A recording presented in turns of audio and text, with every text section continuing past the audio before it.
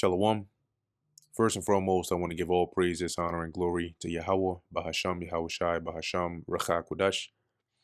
Double honors to the elders and the apostles of Great Millstone, and peace and blessings to the elect. And today we're going to go into the book of Genesis, the 48th chapter. And it came to pass after these things that one told Joseph, Behold, thy father is sick. And he took with him his two sons, Manasseh and Ephraim, because he knew that um, uh, Jacob was about to die. And one told Jacob and said, Behold, thy son Joseph cometh unto thee. And Israel strengthened himself and sat upon the bed. So at this point, he was very old, very weak, and sick. So he was laying in bed. He was bedridden, you could say. And so, but like not in a severe case, right? Because it says here he's able to.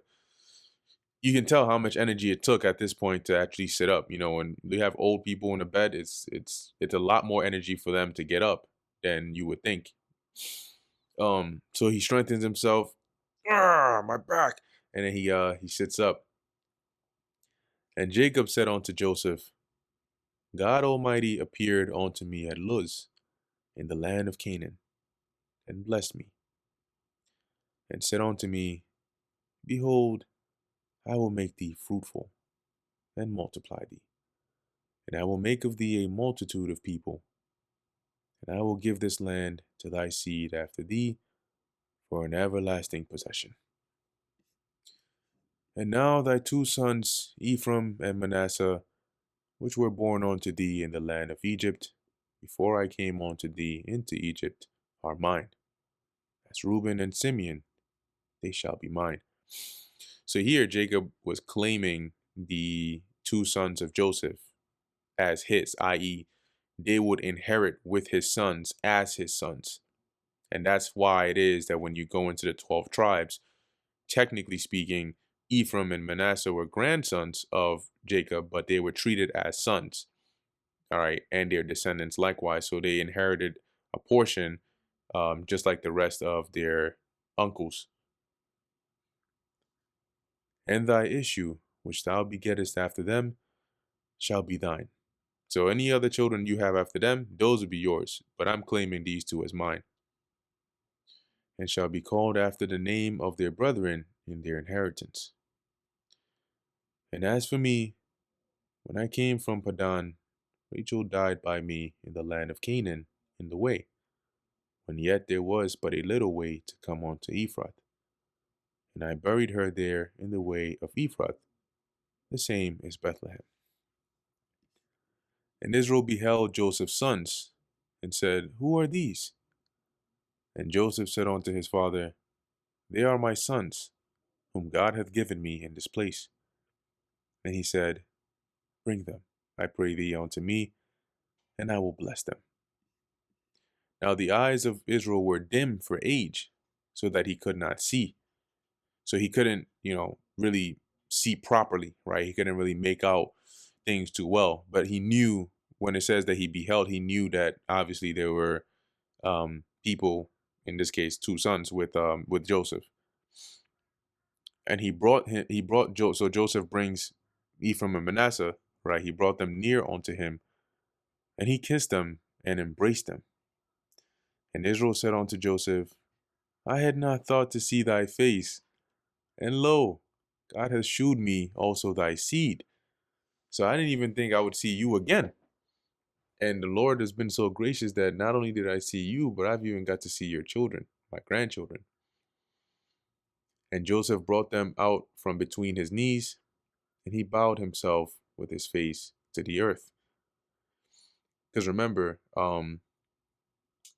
they had to likely either be kneeling, because Jacob was he was sitting as best he could on the bed, right?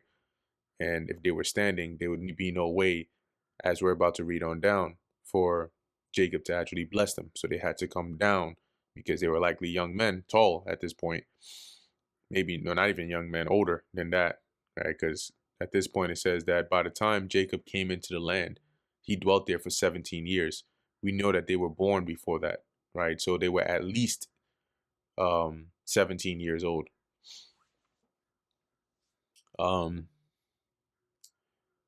Where we at? Verse 13. And Joseph took them both, Ephraim in his right hand, toward Israel's left hand, and Manasseh in his left hand, toward Israel's right hand, and brought them near unto him. So Joseph placed it so Ephraim, which was the younger son, was on Jacob's left hand, and Manasseh, being the older, the firstborn, was on Jacob's right hand. And Israel stretched out his right hand and laid it upon Ephraim's head, who was the younger. So even though Joseph had brought Ephraim towards Jacob's left and Manasseh toward his right, Jacob, or Israel, crossed his hands and moved his right hand toward his left side to Ephraim's head, and moved his left hand towards his right side towards Manasseh's head. As it says here, and his left hand was upon Manasseh's head, guiding his hand wittingly, for Manasseh was the firstborn. So he knew what he was doing. He did that on purpose by going across, because he wanted the blessing of the right hand to fall upon Ephraim. And he blessed Joseph and said, God, before whom my fathers Abraham and Isaac did walk, the God which fed me all my life, long on to this day, the angel which redeemed me from all evil, bless the lads, and let my name be named on them. Hence, they were adopted or engrafted or, added to the tribes. And the name of my fathers Abraham and Isaac, and let them grow into a multitude in the midst of the earth. And when Joseph saw that his father laid his right hand upon the head of Ephraim, it displeased him. And he held up his father's hand and removed it, to remove it from Ephraim's head onto Manasseh's head, because he's like, no, like the firstborn is Manasseh, right? And Joseph said unto his father, not so, my father, for this is the firstborn.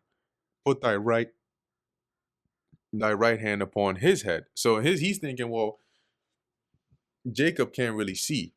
So that's why I moved the children how I did. But he basically crosses his hand. So Joseph is thinking, oh, let him know. No. Like you're putting your hands in the wrong place. The right hand should go on the head of the firstborn. That's Manasseh. And his father refused and said, I know it, my son. I know it. I know what I'm doing. He also shall become a people. That's Manasseh. And he also shall be great. But truly his younger brother shall be greater than he. And his seed shall become a multitude of nations. And that's why I put my hand on his head. And this also goes to show you, as the Lord kept saying, that he would make of thee, right, referring to Abraham and Isaac and Jacob, of many nations and multitude of nations. Yeah, like from Abraham, you did have different nations come out from them. But also here, we see that of Ephraim came the Ephraimites. But you would consider them to be one tribe, right? However, they're also likened here onto a multitude of nations, right? So you can see here that that's an example precept showing you that the tribes can also be likened onto nations. Not to get tripped up when you see that terminology.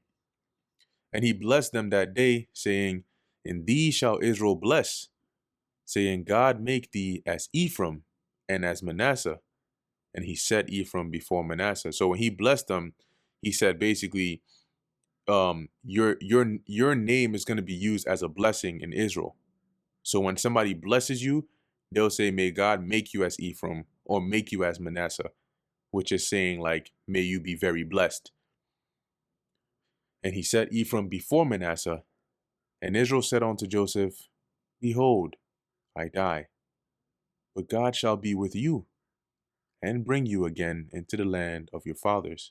That's the land of Canaan. Moreover, I have given to thee one portion above thy brethren, which I took out of the hand of the Amorite with my sword and with my bow. And what's interesting here is that when you look at the actual divisions of the land, like we did in the book of Joshua, you'll notice that Manasseh has almost what looks like two parts, right? If we look up here, Bible map of Israel,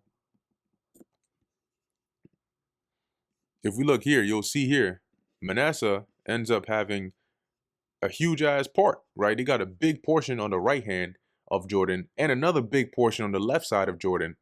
And then Ephraim has one. So if you look at it separately, it looks like almost 3 portions, right? One for Ephraim and then 2 for Manasseh. Okay. And that brings us to the end of the book of Genesis, the 48th chapter.